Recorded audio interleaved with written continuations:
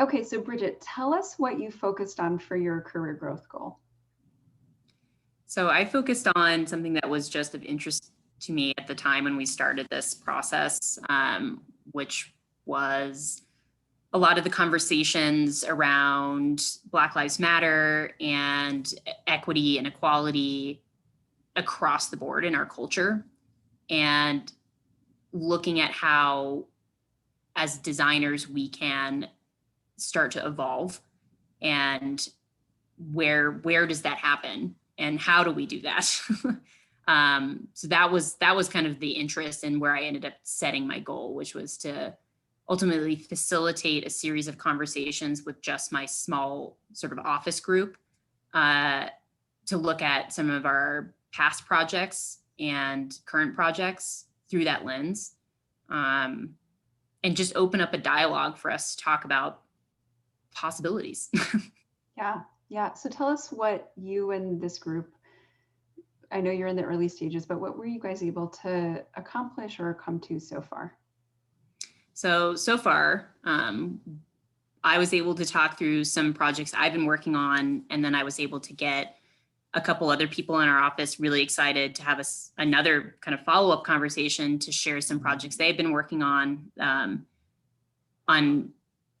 what had already sort of been a part of the design process and our design thought going into that, and developing projects for communities that we don't necessarily identify with. And ultimately, we started to talk about how we could do sort of a follow-up process and identify a means to evaluating our intentions for a project and how they actually play out after the fact. Because I think there's, from what I've been researching and reading about, there's such a disconnect between those two things, and that when a project's done and the fee is done, there's nothing to really say, let's go back and see if this actually did what we wanted it to do. Setting up some level of importance for ourselves and also our clients to say, we really need to go back and evaluate those projects and make sure that the things we said actually happened, and that the community is using them, and that it is exactly what they wanted and that it's what the client wanted. Yeah. Okay. So making sure that the intentions of a project, especially around community responsiveness, actually happen, right? And Yes. kind of linking those two things together. Yeah. Mm. Anything else that so far is part of your guys' conversation? Well, so far we've been also kind of with that talking about just sort of having pretty frank and vulnerable conversations about who we are as a group of designers, that predominantly in our office, we are Caucasian, and we are of a certain age group as well.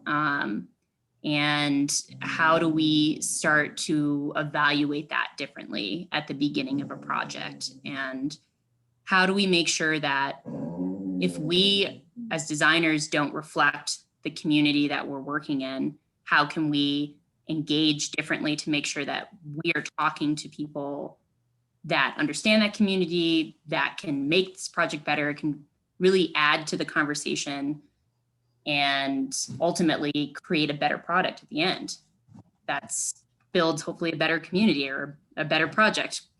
Yeah. Okay. Yeah, that makes a lot of sense. So, right, making sure that the project team, or at least the way the project team works, is responsive and reflective of the community. Yeah. So. Yes.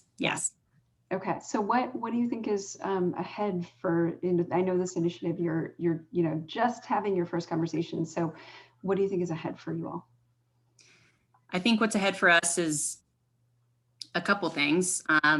We're gonna, with Stantec, with this company, we have such an incredible network of people across every spectrum of communities across the United States, but across the world as well, and skill sets. And personally, I want to start engaging more with that network, and that's a big goal of mine. I've already started reaching out to certain people related to that. I also, with our office, in a sort of a personal circumstance, our office was just merged with a much larger office. So we've been connecting or I've been connecting and trying to pull in some other people from our office to connect with other people at this office, at this new office, and seeing if we can sort of develop a committee that can start to spearhead some of these conversations and hopefully end up with something more tangible. And when I say that, it's not only the kind of follow-up piece that I was just describing, but language that goes into our proposals, because clients are asking about it. And how do we, in a more fruitful way, build into our projects ways to bring in minority-owned businesses and women-owned businesses, which are a requirement of a lot of large projects. But we often end up, I shouldn't say we, but there is a lot of times that that kind of percentage of the project is just kind of handed off in an afterthought. But how are we engaging with those companies in a much more meaningful way and actually saying, this is why we have that requirement for a project, and we need to engage a woman-owned business or a minority-owned business in a more fruitful way, and make it a part of the project, make them a part of the project team, make the project better. That's the whole reason we're required to do it, and not as some kind of checkbox, Yeah, so it sounds like it's about developing relationships, building and having conversations, but then ultimately finding ways to change practices and project practices. Yes. Yeah, absolutely. Yeah. Okay. Thanks so much, Bridget.